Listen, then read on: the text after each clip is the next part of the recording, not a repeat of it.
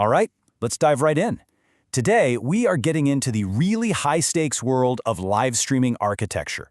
What does it actually take to deliver something like a global sporting event or a huge product launch to millions of people, all in real time? We're going to break down the core engineering challenges that make the difference between a perfect, flawless stream and, well, a frustrating, buffered mess. Now, just to set the stage, this is part 12 of a pretty deep 15-part tutorial we're doing. It's all based on the comprehensive report, How Streaming Services Work. So today, we're zeroing in specifically on the pretty unique engineering demands of live events. To really get a handle on live streaming, it helps to first talk about what it's not. Think about video on demand, or VOD.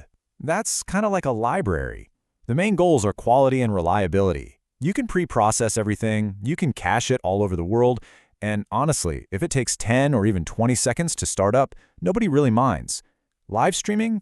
It is the complete opposite. It's more like a high-wire act where the only things that matter are speed and making sure everyone is in sync.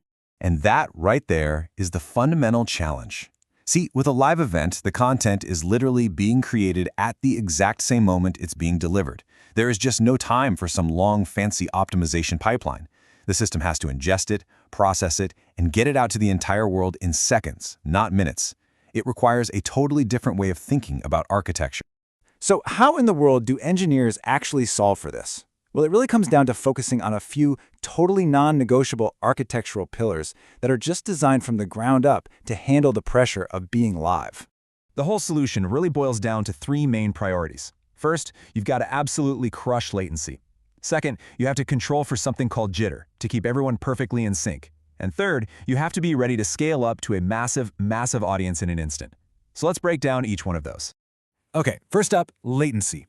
This is, without a doubt, the single most important metric in all of live streaming. It's the total delay from the moment the camera captures something to the moment a viewer sees it on their screen. And for a live event, every single millisecond of that delay just chips away at that feeling of being there right in the moment. So what's the goal? Well, the gold standard for high-quality live streaming is under 5 seconds. Now, why that specific number? It's because that seems to be the threshold where the stream still feels live. If you go much higher than that, you run the risk of social media spoiling the big play before you even get to see it happen. So just to be super precise, when we talk about latency, we're talking about the entire glass-to-glass journey. That includes capturing the video, encoding it, sending it to an origin server, distributing it through a CDN, and then finally decoding it and displaying it in the player on your screen. Every single one of those steps is a place where you can either lose or save precious milliseconds. But here's the thing. Just being fast isn't enough. The stream also has to be smooth, it has to be stable, and it has to be consistent for absolutely everyone watching. And that brings us to the twin challenges of jitter and synchronization. Jitter is basically the mortal enemy of a smooth broadcast. Think of it like an inconsistent rhythm in music. If video packets arrive with unpredictable delays, the player just can't assemble them into a seamless stream, and that's when you get that awful stuttering or freezing. A really robust live architecture uses things like player-side buffers and other tricks to absorb that jitter and keep playback smooth. And the other half of this puzzle is synchronization. I mean, if you're watching a championship game and you're in a group chat with friends, you all need to see the big goal at the exact same time, right? Synchronization is what ensures that shared communal experience stays intact. It's what makes a live event feel like a true collective moment. And finally, that brings us to the third pillar, the absolutely monumental challenge of scale.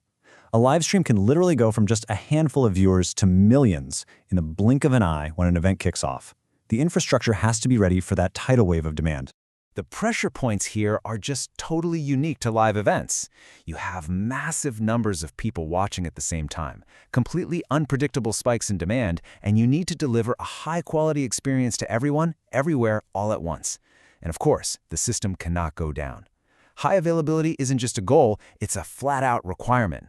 There are no do-overs for the World Cup final. So how do you actually build for this kind of pressure? Well, you rely on the same modern cloud-native patterns that power other big web services. Architectures that are built on microservices and containers are a perfect fit for this. They let you provision and scale up very specific resources like just the encoders or just the manifest generators on demand, exactly when you need them, and then scale them right back down just as fast.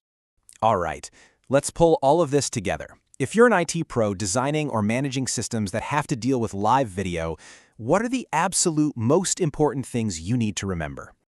Okay, first, always remember that fundamental priority shift. For live events, latency is absolutely king. You should be targeting under 5 seconds from glass to glass. Next, engineer your player and your delivery network to handle jitter so that playback is buttery smooth. Then, preserve that shared experience with tight synchronization. And finally, build your infrastructure to be elastic and ready for instant, massive scale. And all of this leaves us with a really fascinating question to think about. As technology gets better and we push that latency from 5 seconds down to 1 second, and maybe even sub-second, how does that change the game? At what point does a live stream stop being just a one-way broadcast and start becoming a two-way, truly interactive experience? Because that's exactly where the industry is heading next. And that's all for this deep dive on live streaming architecture. Our analysis was based on that technical report from Virtualization Options LLC. Definitely check it out for an even deeper dive. Thanks for joining us.